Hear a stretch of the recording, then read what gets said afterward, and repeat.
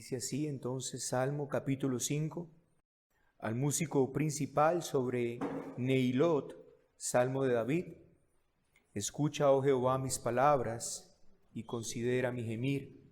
Está atento a la voz de mi clamor, Rey mío y Dios mío, porque a ti oraré.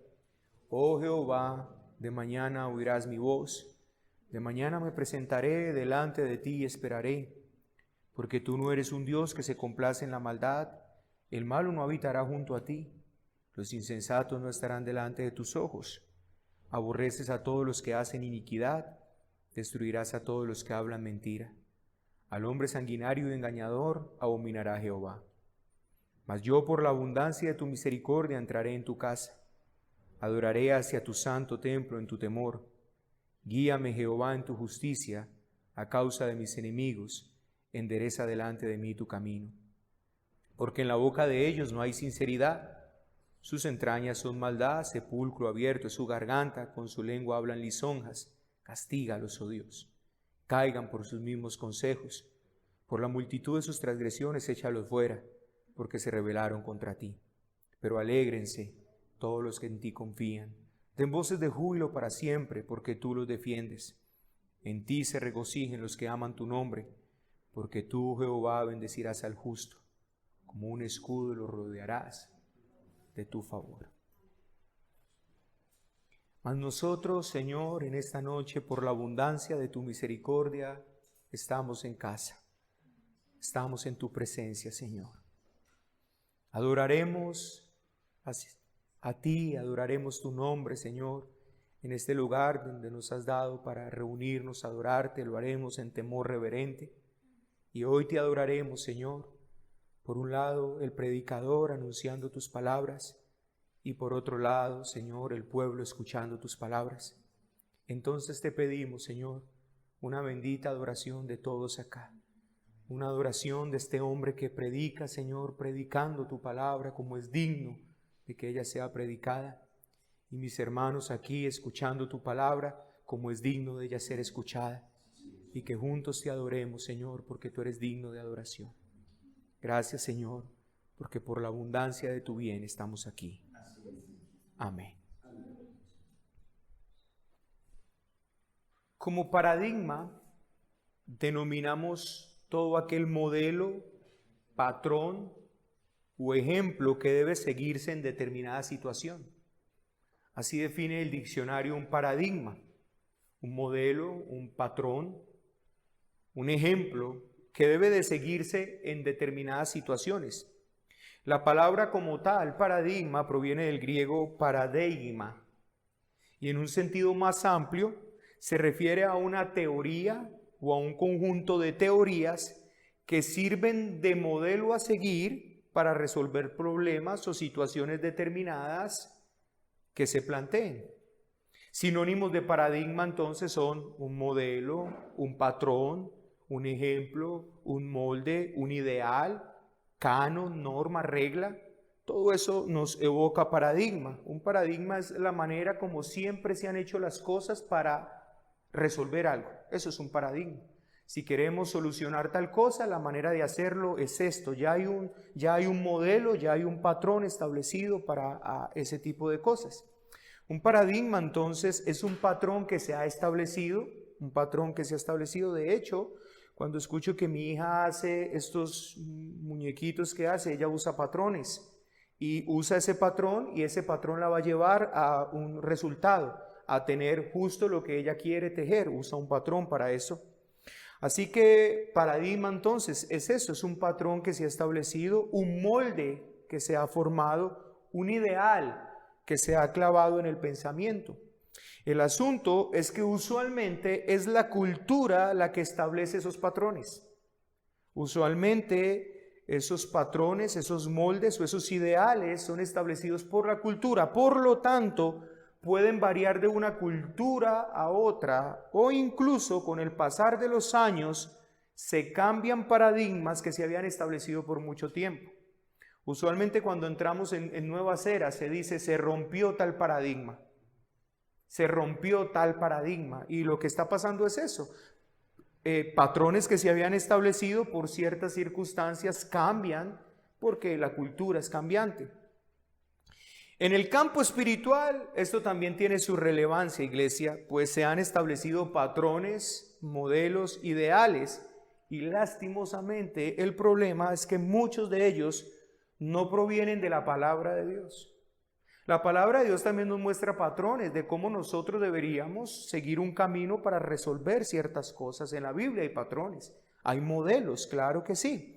Pero, como les decía ahorita, en el campo espiritual, esto de los patrones también tiene relevancia porque tiene patrones, modelos ideales, pero lastimosamente no han provenido o no provienen de la palabra de Dios, sino que han sido establecidos por la cultura pagana en la cual nosotros estamos rodeados. Derribar paradigmas no es fácil. Por ejemplo, a nivel cultural no lo es. Sáquele usted a una ancianita que ha hecho las cosas siempre de la manera para obtener un resultado. Dígale que ya no es así, sino que es de otra manera para que usted mire lo difícil que es. Ahora, si lo es difícil en lo secular o en lo cultural, imagínenselo en el campo espiritual. En el campo espiritual sí que es más difícil, es muy difícil desarraigar una falsa idea. Un paradigma incorrecto, un patrón errado, es muy difícil desarraigarlo. Pero la palabra de Dios, que es la fuente de la verdad, tiene un poder intrínseco. Ella tiene un poder intrínseco y doy gloria al Señor por eso. Un poder intrínseco para que todo aquel que se someta a esta palabra de corazón sea libre de paradigmas establecidos por este mundo antidios en el cual estamos. Ese es un poder que tiene la palabra, por eso el texto dice, conocerán la verdad y la verdad los hará libres. La palabra de Dios trae libertad y cuando trae libertad de esclavitudes y hay esclavitud y recordemos una cosa, nuestra vida, lo que nosotros hacemos comúnmente, como vivimos nuestra vida, no está lejos, no está retirado de cómo nosotros vemos la vida o de los pensamientos que nosotros tenemos acerca de la vida. Si tú estás en una cultura donde se acepta la poligamia, por ejemplo, pues la persona pecará libremente porque obra de acuerdo al pensamiento que se acepta allí. Si usted está en una sociedad que es politeísta, entonces usted no tendrá ningún problema con rendirle adoración a uno y a otro, porque eso es lo que aprendió y dependiendo del concepto que usted tenga de las cosas, de esa misma manera va a obrar. Uno no obra independientemente de lo que tenga en su cabeza.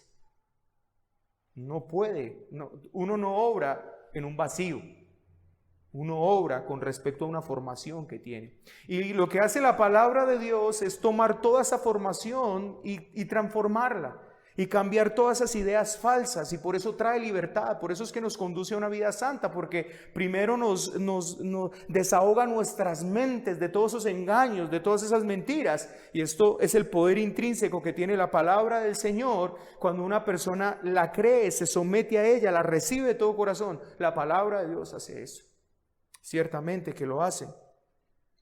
Así pues, hermanos, pero ¿qué se requiere? ¿Qué requiere? ¿Qué se requiere para que esta palabra realmente obre, hermanos, en nuestros corazones? Bueno, se requiere humildad.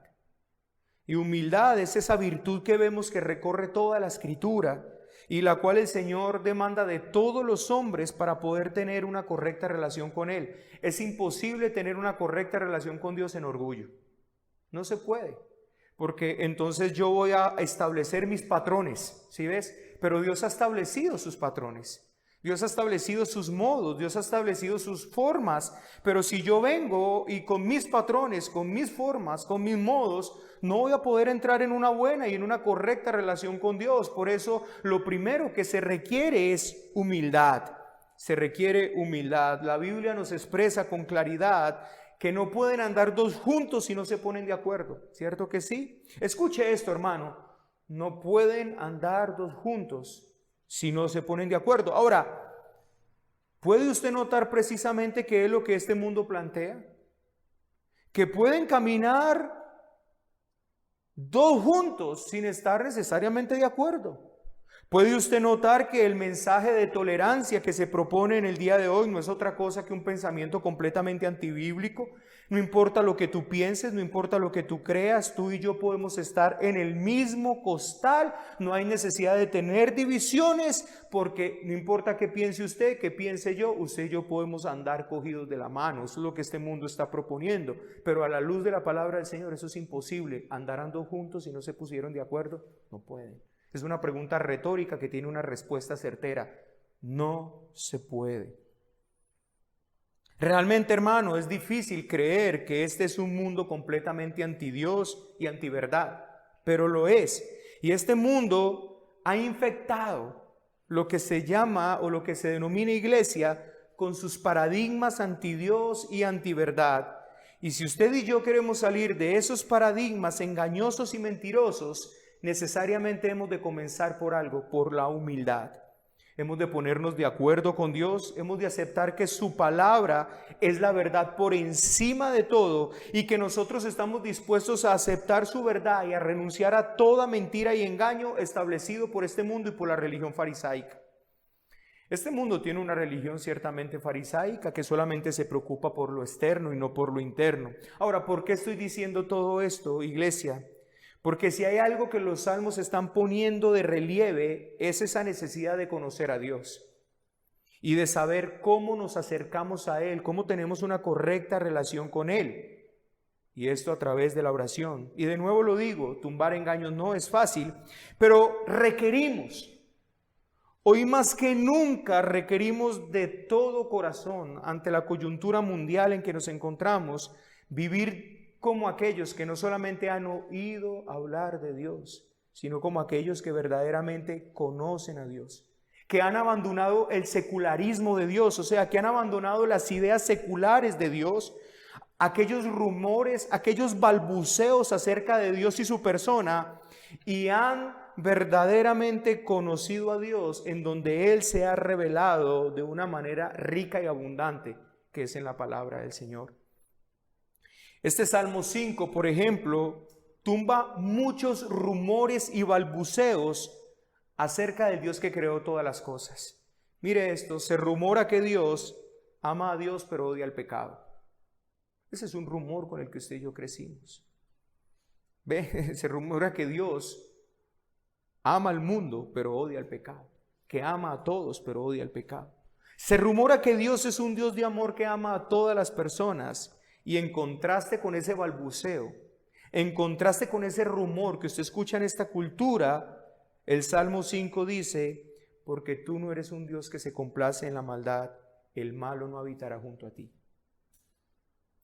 Los insensatos no estarán delante de tus ojos, aborreces a todos los que hacen iniquidad. Destruirás al que habla mentira, al hombre sanguinario y engañador abominará Jehová. Este mundo rumora acerca de Dios. Dios es un Dios que ama a todas las personas, pero el Salmo responde contundentemente. Así pues, hermanos, que la gente rumora y balbucea de aquello que no conoce, y la palabra de Dios se levanta como juez y expresa su palabra. Y la palabra y la pregunta que nosotros nos tenemos que hacer en este momento es, ¿a quién vamos a creer? ¿O a quién vamos a confiar? En los paradigmas que ha establecido este mundo, los patrones que ellos han establecido, en los balbuceos o, hermano, en ese rumor que se dice acerca de Dios, o vamos a creer a lo que la palabra de Dios dice, vamos a creer lo que este mundo rumora de que Dios ama a todo el mundo, a todas las personas, o vamos a repetir y vamos a estar de acuerdo y a ponernos en sintonía con la palabra del Señor que dice, al hombre sanguinario y engañador abominará Jehová, destruirás a todo el que habla mentira. ¿Con quién vamos a estar de acuerdo? Y usted puede preguntarse, ¿qué tiene que ver esto con la oración y todo eso? Ya se va a dar cuenta que tiene mucho que ver. En consecuencia con esto mismo que les estoy diciendo, hermanos, los salmos nos están enseñando la verdadera naturaleza de la oración. Y a medida que usted y yo hemos avanzado, hemos descubierto algunos elementos de esa naturaleza y el gran recorrido que nos queda por delante, seguro que aprenderemos más acerca de esa naturaleza. Así que si usted y yo tenemos la humildad de poder deshacernos de esos patrones aprendidos, establecidos por este mundo y su cultura, de su religión farisaica, y nos sometemos a la verdad de la palabra del Señor, yo puedo garantizarle una cosa: aprenderemos a orar. Aprenderemos a orar. Aprenderemos a expresar oraciones bíblicas. Aprenderemos a expresar oraciones de las cuales estaremos viendo respuesta. Pero para eso tendremos que ser humildes y deshacernos. Y la pregunta a hacer hoy es precisamente esto: ¿estamos dispuestos a aprender? ¿Estamos dispuestos a tener humildad para abandonar esos paradigmas, moldes, patrones que tenemos con respecto a este medio de gracia para aprender a hacerlo correctamente? Esa es la pregunta. Y una vez más quisiera hacer énfasis en eso que les dije al principio: tumbar paradigmas no es fácil. No es fácil. Como mucho en nuestra vida cristiana, pensemos en nuestra vida cristiana, lo que ha sido nuestra vida cristiana desde que empezamos a recorrer este camino, en lo torcidos que fuimos y después en lo que Dios ha hecho con nosotros, tendremos la humildad para reconocer que aún en esto hemos estado equivocados y que necesitamos ser enseñados y aprender. Yo espero que sí, iglesia. Yo espero que de corazón podamos decir como Pablo expresó en Romanos capítulo 6, verso 16-17. Quisiera que escuchara esta sentencia de Pablo, Romanos 6, 16-17. Mire lo que dice: ¿no sabéis que si os sometéis a alguien como esclavos para obedecerle? Mire este texto. ¿No sabéis? Pablo está diciendo algo bien importante, y por eso es que el Señor Jesucristo también dice esto en Juan capítulo 8, cuando los judíos le dijeron: nosotros no hemos sido esclavos de nadie.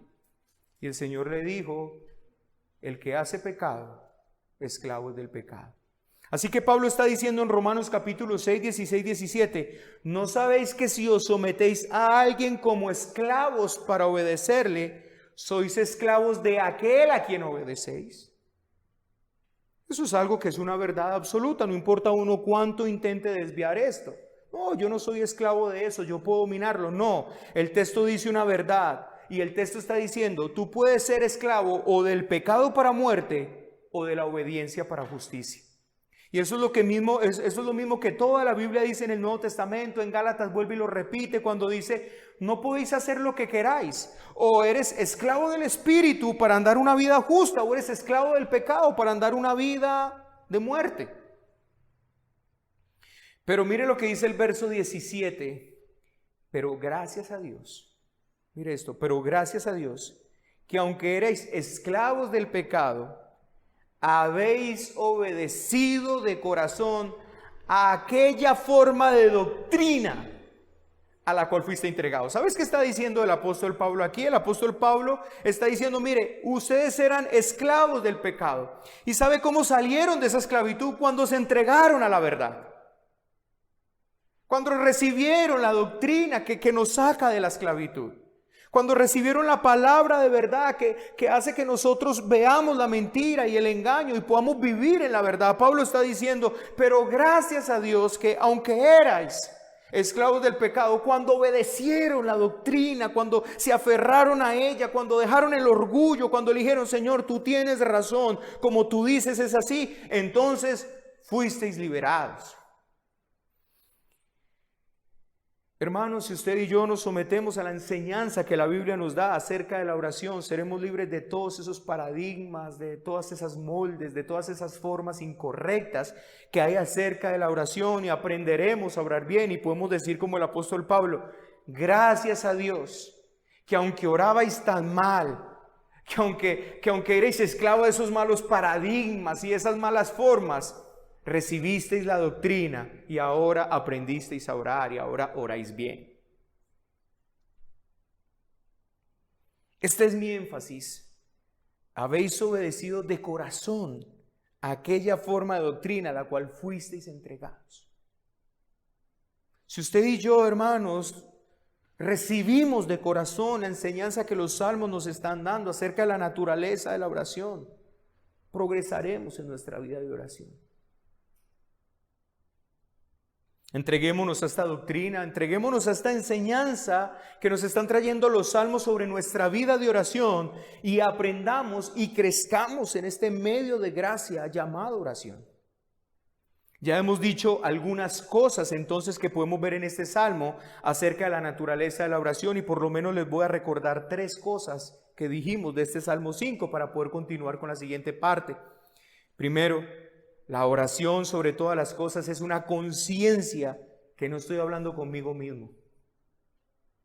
Es una conciencia de que no es una catarsis psicológica, de que no es un placebo que me estoy tomando para sentirme mejor, sino que es una conversación con una persona que oye.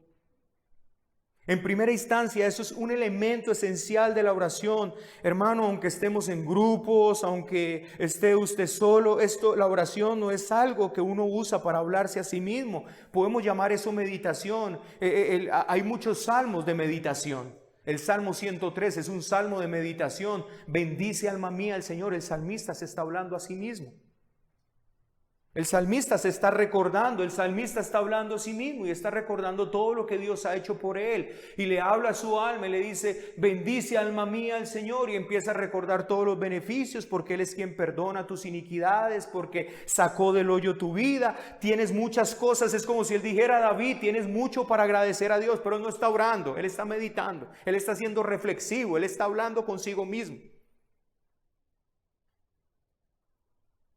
Así que en primera instancia, hermano, la oración no es un monólogo, no está hablando Roosevelt con Roosevelt, no es Roosevelt dándose aliento por medio de la palabra. Eso usted puede llamarlo meditación, eso puede llamarlo otra cosa, pero eso no es oración. La oración ante todo es una conciencia de que estoy hablando con una persona y que esa persona oye.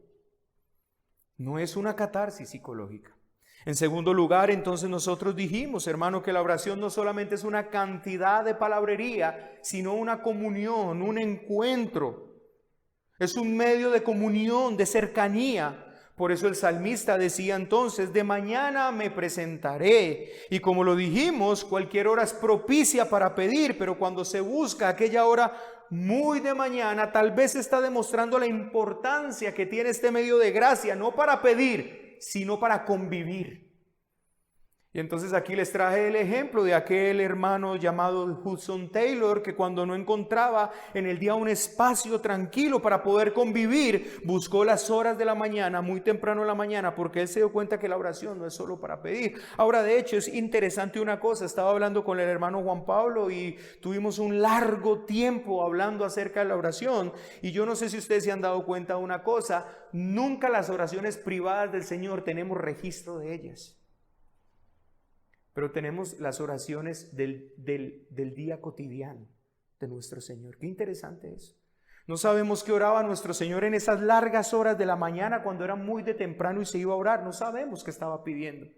Pero sí tenemos esas oraciones que constantemente Él hacía durante el día y eran precisas, puntuales y claras. Tal vez eso no lo hemos entendido acerca de la naturaleza de la oración. Era simplemente un paréntesis. Y por último dijimos lo siguiente: si estamos orando bien, ha de incrementarse en nosotros un sentimiento cada vez más agudo acerca del pecado y su maldad. Esto demostrará que de manera verdadera hemos estado en su presencia, hermanos. Y esto es importante. ¿Por qué? Porque esto no es un cuento. No es palabras que nosotros usamos para aliviar nuestra conciencia. Es que voy a entrar en la presencia del Señor. Hermanos, si hay algo que nosotros tenemos que quitarle a nuestro cristianismo, es cualquier carácter místico y real, de carácter mítico, porque no es así. Realmente orar es entrar ante la presencia del Señor, y es tan real que se tiene que producir en nosotros lo que produce estar en la presencia del Señor. Puede ser que usted no sienta que se le levantaron los pelos, puede ser que usted no sienta ninguna presencia extraña, pero ese es el punto, hermanos. El punto es que es tan real estar en la presencia del Señor que tiene que volverse agudo nuestro sentido espiritual de que hemos estado en su presencia. Esto es lo que se dijo de los apóstoles cuando empezaron y cuando había tal presencia. Estos han estado con Él. Hay algo que no podemos dudar de ellos, es que han estado con Él. Su vida reflejaba que estaban con él. Así, hermanos, que si estuvimos en su presencia, entonces de manera natural se incrementará en nosotros un sentido más agudo de todo aquello que es contrario a Dios.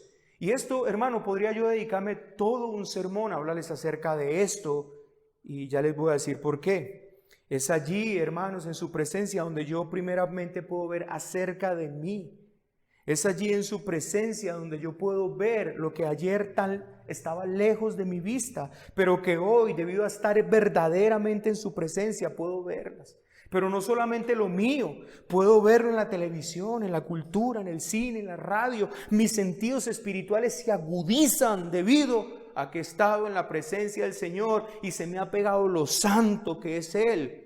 Y por eso entonces, hermano, con una mayor luz puedo ver todo lo que está mal en mí y a mi alrededor. Eso tiene que ser real. Esto no es cuento, hermano. Esto no puede ser así. Ahora, quiero que usted piense un momento en los hermanos de antaño. Llámese los puritanos, llámese los reformadores, llámese los hermanos de la patrística, llámese los hermanos del primer siglo. Hablemos de los hermanos de antaño, de 1800 para atrás. Quiero que le diga la manera como uno puede ser tan injusto al hablar acerca de personas muy piadosas. Mira, pensemos por ejemplo en algunas cosas, pensemos, no sé, pensemos en Calvino, en Lutero, en cualquier puritano que hayamos leído. Y nosotros empecemos a decir, venga, pero ¿por qué es que yo no veo el pecado como este hombre lo ve? Y hay dos maneras en las que uno puede meditar en esto. Lo primero es que uno puede decir, es que esas personas ya eran pasadas. O sea, para ellos todo era pecado. Para ellos ir al cine estaba mal, para ellos tal cosa. Pero quiere que le diga una cosa, hermanos, usted y yo somos tan injustos al hacer esos juicios. Les voy a decir por qué. Porque usted y yo no hemos estado en la presencia de Dios como ellos han estado. ¿Por qué no nos preguntamos si tal vez la forma como ellos veían el mundo era el resultado de su vida con Dios? Y que tal vez nosotros no lo hemos podido ver precisamente porque esa cercanía con esa luz aún está, ahí la tenemos y tenemos acceso a la gracia del Señor. Pero aún de pronto está tan lejana y todo eso, y ellos pudieron acercarse más, que tal vez ellos pudieron ver de una manera mucho más amplia lo que usted y yo no podemos. Pero, hermanos, yo lo único que diría es, seamos muy cuidadosos. Porque, por lo menos, si vamos a hacer ese juicio, hagámoslo justo. Paguemos ese precio. Estemos en la presencia del Señor como ellos estaban en la presencia del Señor. Vivamos de la manera como ellos vivieron. Escudriñemos la Biblia como ellos escudriñaban la Biblia. Tomemos la determinación que tomó, por ejemplo, John Wesley. Y entonces después de mirar su vida santa y de lo que él decía acerca de una cosa y de otra cosa, diremos, cuando copiemos, por lo tanto, este ejemplo de acá, podremos decir si estaban equivocados o no. Hagamos lo que hizo John Wesley, tenía 24 horas el día, él dividió esas 24 horas el día en 3, 8 horas las usaba para dormir, 8 horas las usaba estrictamente para orar y estudiar la palabra, no hacía otra cosa en esas 8 horas y las otras 8 horas las dedicaba a predicar la palabra. Hagamos eso, dediquemos 16 horas, 8 horas a estar concentrados en la Biblia, en oración, luego otras 8 horas dediquémoslas a predicar la palabra del Señor y luego miramos cómo vemos al mundo y entonces podremos hacer un juicio más justo. Si esto es así, hermanos, entonces hay algo más que se tendrá que ver naturalmente en nuestra vida de oración. O sea, lo que estoy diciendo aquí es, voy a conectar con el resto del mensaje del Salmo 5. Si estar en la presencia del Señor en oración, si eso significa orar, ir a la presencia del Señor, cerrar la puerta y tu Padre que ve en secreto, tú estás allí con tu Padre, estás en la presencia. Si esto implica realmente, hermanos, un entendimiento mayor acerca de la santidad de Dios, acerca del pecado y de todas estas cosas, se tendrá que ver naturalmente en nuestra vida de oración un deseo y un clamor por justicia. Y esto es lo que vamos a ver en el resto del Salmo. Un día el Señor Jesucristo enseñó acerca de la oración. Pero si ustedes recuerdan, hermanos, antes de nuestro Señor enseñar acerca de la oración, les mostró que estaba mal con sus oraciones. ¿Sí lo recuerdan? Eso lo vimos en el Sermón del Monte. Mire que el Señor, antes de enseñarles a orar correctamente, les mostró qué estaba mal con sus oraciones. Tal vez las oraciones que él escuchaba a diario cuando iba a la sinagoga. Tal vez las oraciones que él escuchaba de los fariseos en el templo. Y por eso es que cuando se para a orar, les dijo, ese molde está mal. Ese patrón de oraciones que ustedes vienen expresando no es correcto. Ese paradigma de orar solamente como una forma de verse espiritual no es el patrón correcto. Ese modelo donde se dice muchas cosas y creyendo que porque se dijeron muchas cosas serán oídos, ese es el paradigma de los que no conocen a Dios. Ese es el paradigma de los gentiles. Posteriormente, entonces, el Señor pasa a enseñar un nuevo paradigma. Si saben que Mateo capítulo 6 y la enseñanza es un patrón, es un modelo, es un molde. Allí tenemos un patrón de oración. Un nuevo patrón, un nuevo modelo en la vida de oración. Y como lo vemos, el Señor comienza por hacernos ver y darnos cuenta de que ante todo estamos con Dios. Y por eso es que Él empieza: vosotros pues entrad a su puerta cerrada allí y sabéis que estás con Dios. Note, hermanos, que esto se correlaciona claramente con los salmos. Hace mucho antes de que nuestro Señor Jesucristo lo dijera, los salmos lo vienen expresando una y otra vez. La oración sobre todo es una relación con Dios. Cerrada la puerta y orad, Padre que está en secreto.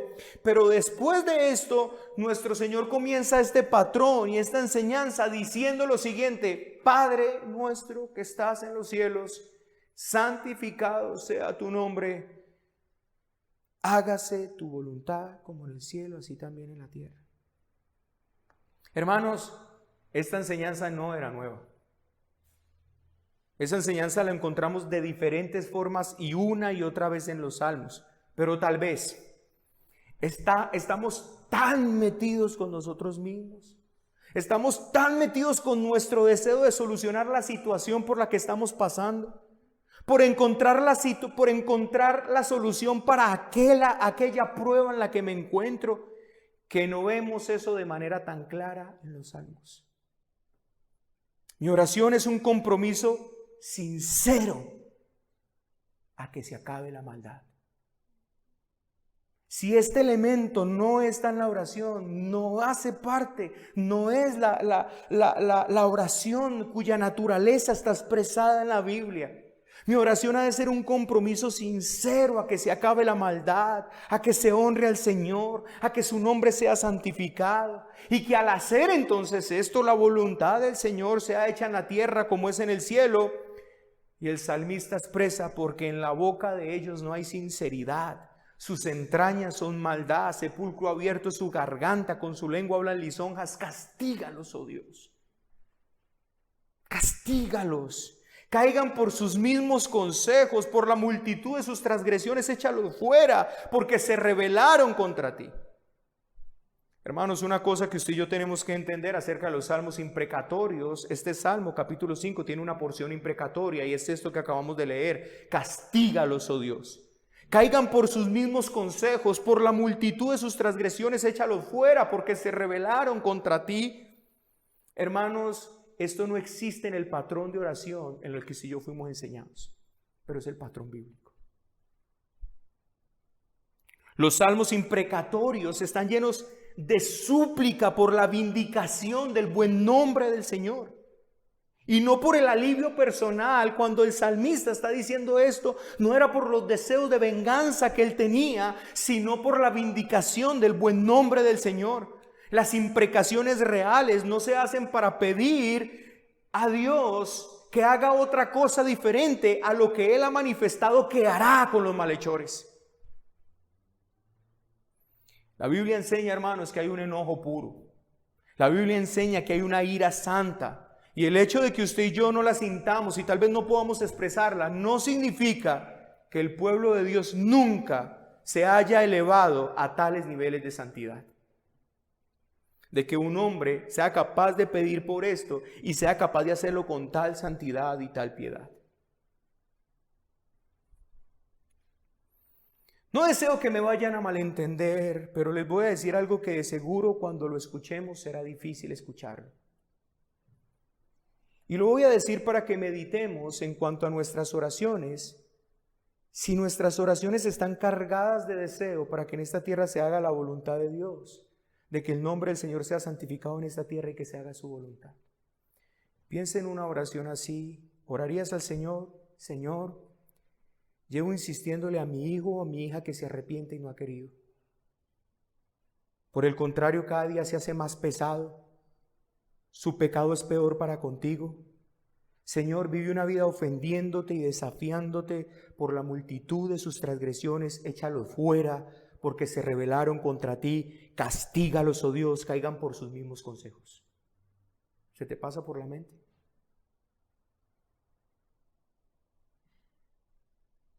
Interesante, ¿cierto?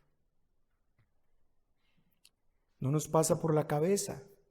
Y no se nos ha pasado por la cabeza porque tenemos un paradigma en la oración.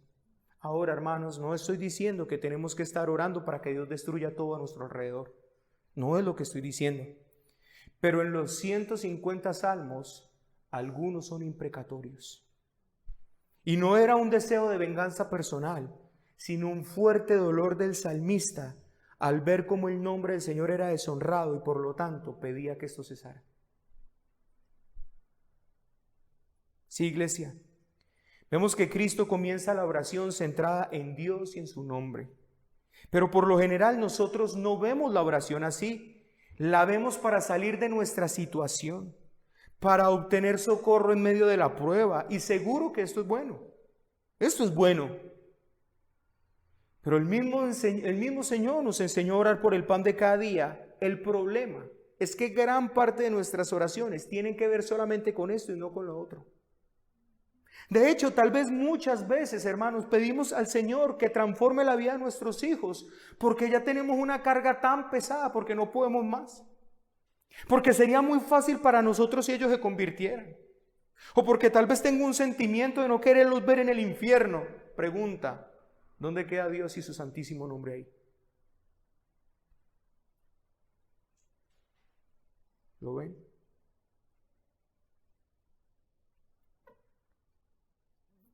Pero la naturaleza de la oración verdadera tiene un elemento, un ruego constante para que los hombres se arrepientan. No solo porque no deseo verlos en el infierno. Esto sería una oración centrada en mí. ¿Sí notan? Esto sería una oración centrada en mí. Sino porque no quiero. Me duele de verdad que mi Dios, mi Salvador, mi Redentor, esté siendo tratado de esa manera tan deshonrosa. Y ahí podemos ver, hermano, cuánto los hijos se han erguido en nuestros corazones.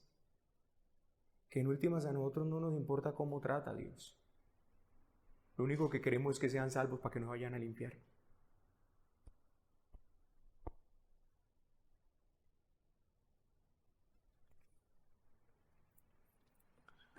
Así, hermanos, si usted y yo hemos entendido la oración, entonces entendemos que es un medio que Dios ha destinado a través del cual Él lleva a cabo sus propósitos salvíficos y sus propósitos de justicia. Y ambos tienen como objetivo santificar el nombre del Señor. Usted y yo perdemos esto de mente cada rato, hermanos, y por eso perdemos la naturaleza de la oración. ¿Por qué Dios salvó un pueblo? Para santificar su nombre. ¿Por qué Dios tiene un plan redentor? Para santificar su nombre. ¿Por qué Dios decidió salvar un pueblo? Para santificar su nombre. ¿Por qué Dios decidió hacer un plan de redención desde antes de la fundación del mundo? Para santificar su nombre. Y por eso, hermanos, cuando usted y yo, lo primero, cuando estamos comprometidos en oración, orando por la salvación de los pecadores, en primera instancia y por encima de todas las cosas, está porque cada vez que un pecador se arrepiente, el nombre del Señor está siendo santificado. No es porque mi hijo, qué pesar, ya no va para el infierno. Hermanos, tenemos que empezar a sentir como la Biblia siente. Tener sentimientos correctos bíblicos. No estoy diciendo que no ames a tu hijo y que no desees lo mejor para tu hijo. No te estoy diciendo esto, pero te estoy diciendo que si lo que a ti te motiva a ir a orar no es que tus hijos dejen de ofender a Dios, dejen de pecar contra Dios, es una oración ensimismada. Es una oración pensada en mí mismo, en mis deseos. Por un lado, hermanos, cuando un pecador se arrepiente, son unas rodillas que se doblan delante del Señor. Son vidas que ahora, en vez de pecar y deshonrar al Señor, le sirven y viven para que su nombre sea santificado. Por este propósito central deben ser nuestros ruegos de conversión por los perdidos, hermanos. No se trata de orar por todo para que todo el mundo se arrepienta, hermano, pero sí se trata de orar por aquellos con los que tenemos constante relación y que sabemos que sus vidas son una deshonra para Dios, para que se vuelvan de sus malos caminos y no solo escapen de la ira venidera, sino que dejen de estar pecando contra el Señor.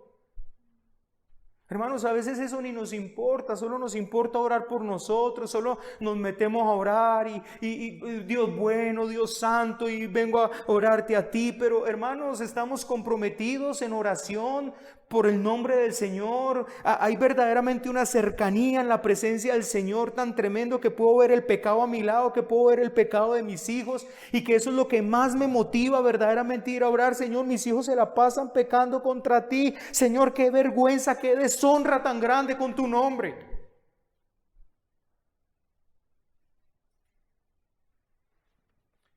¿Fuimos enseñados en eso? No.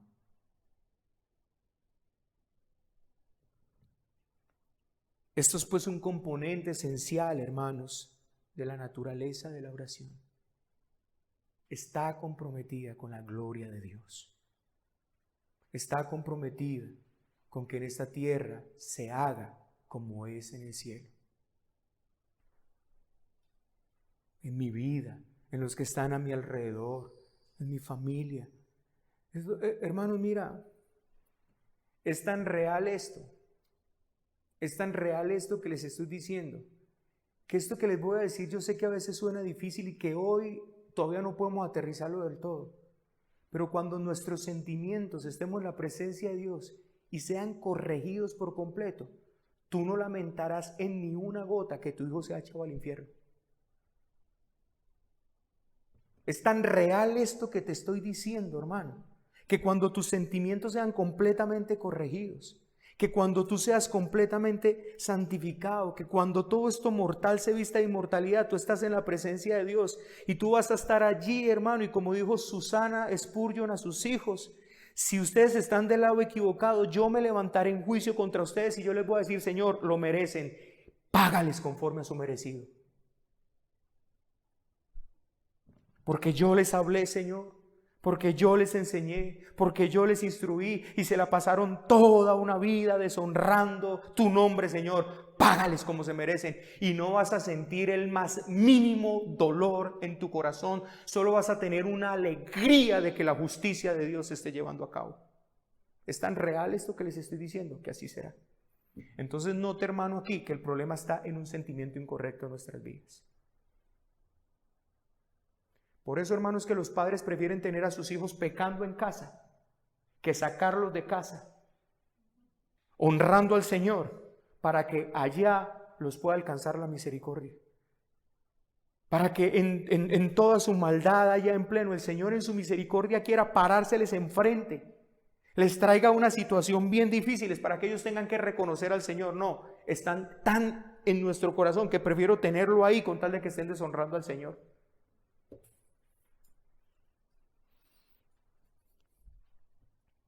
Pero queda un elemento más en este salmo. Queda un elemento más. Las oraciones a favor no solo mía, no solo de los míos, sino del pueblo del Señor. Pero alégrese todos los que en ti confían. Den voces de júbilo para siempre porque tú los defiendes. En ti se regocijen los que aman tu nombre. Porque tú, Jehová, bendecirás al justo, como un escudo lo rodearás de tu favor. Hermanos, ciertamente vemos no solo en los salmos, sino en la escritura, un fuerte llamado a la oración intercesora. Esto es un elemento de la oración. Vemos cómo Pablo rogaba constantemente por los hermanos, y algo que vemos en cada una de las epístolas del apóstol Pablo es cómo él no cesaba Y lo más tremendo es que él nunca habla de cuánto oraba por él mismo, sino cuánto él cesaba, cuánto él oraba y rogaba por los otros y cuánto él pedía que ellos oraran por él. Oren por nosotros, decía Pablo. La Biblia nos enseña cómo uno de los ministerios de Cristo en su oficio sacerdotal es interceder por el pueblo del Señor, interceder por su pueblo. Así que hace parte de la naturaleza de la oración, derramar ruegos al Señor por su pueblo. Y hermanos, aquí hay algo importante. No quiero que veamos esto de una manera simplista, como ruegos generales por todo el pueblo del Señor, como para salir del paso, sin ruegos particulares por el pueblo del Señor con el cual estamos comprometidos y tenemos relación. No es simplemente, Señor, bendice a tu pueblo.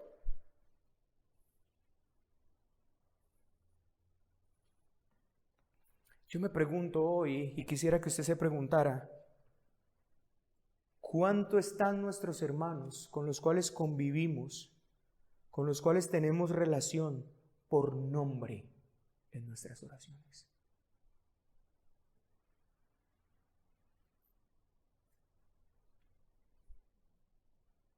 Solemos salirnos fácilmente expresando oraciones como bendice a tu pueblo, cuida a tu pueblo.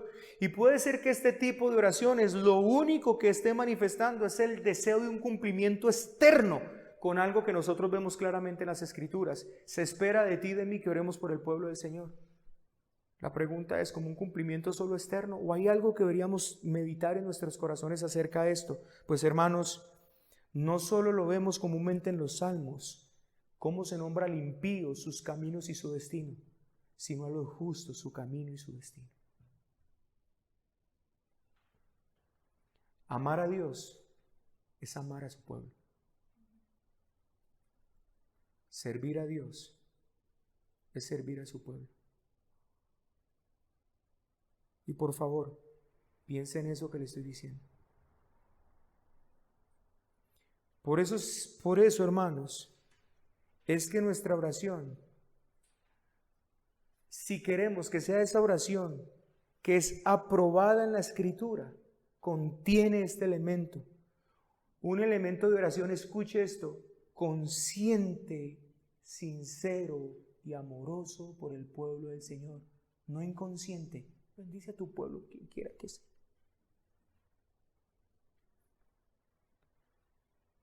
Un pedido humilde al Señor por lo que el pueblo del Señor que conocemos, sabemos, necesita. ¿Por qué creen ustedes que es la comunión, hermanos? ¿Por qué cree que debemos estar en comunión los unos con los otros? ¿Por qué cree que debe haber conversación en unos con otros? Hermanos, la comunión que tenemos con los hermanos son fuertes motivos para tener mucho por lo cual orar al Señor. Saber sus luchas, sus fortalezas, sus debilidades, nos entregan bastante material para presentar delante del Señor con una oración consciente, sincera y amorosa. Por eso, hermanos, a veces eso se convierte en guerra.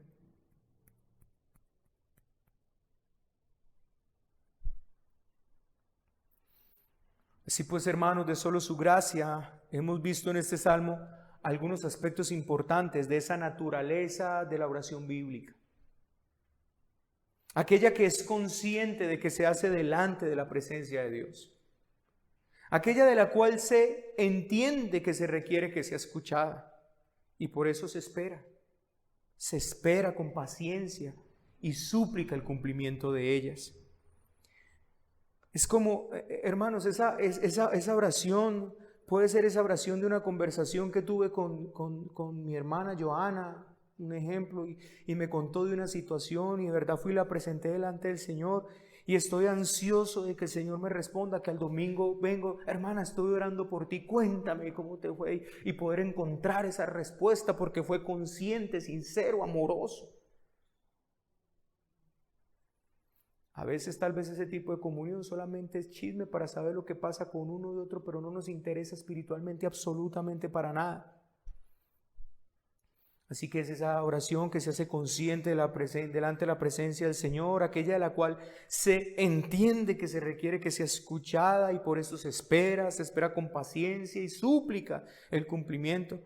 Aquella que tiene un componente primeramente de comunión, no solo que busca cosas, aunque sean buenas cosas, sino aquella que goza de poder pasar tiempo con el Señor, de pasar tiempo en intimidad con el Señor, de que se le pegue lo de Él, de que se pegue su santidad a nuestras vidas.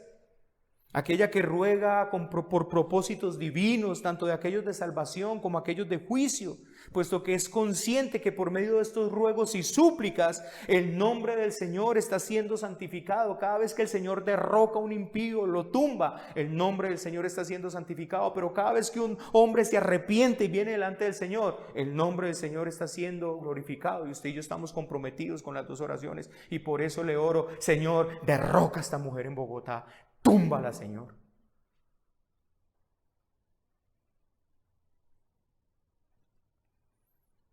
Aquella que tiene un ruego consciente, genuino y amoroso por el pueblo del Señor. Dios usa las oraciones de su pueblo a favor de su pueblo. Y debemos saber, mis queridos hermanos, que todas ellas, y a la vez, ninguna de ellas quedará sin respuesta. Todas ellas se responderán y ninguna de ellas quedará sin respuesta. Así que Dios nos ayude cada vez, hermano, a nuestras oraciones sean bíblicas, con conciencia, entendimiento, para la gloria de Dios. Hermanos, practicar aquello que creemos que sabemos no es fácil. Porque vuelvo y le digo, el asunto es este: un paradigma es un patrón para lograr algo. Siempre lo hemos hecho así. Ese ha sido nuestro modelo. Pero les invito a que oren al Señor para que derriben todo paradigma, que nada tiene que ver con la verdadera naturaleza de la oración, y aprendamos a orar al Señor aunque tengamos que comenzar de nuevo. Déjenme les hablo de una reflexión a la que yo llegué. Es tan tremendo este asunto de la oración, que como predicador muchas veces utilicé la oración para concluir el sermón.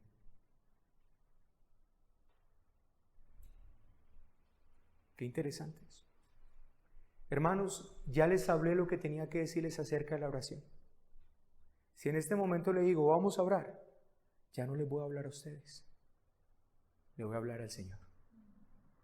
Pero ¿sabe qué hice muchas veces como predicador?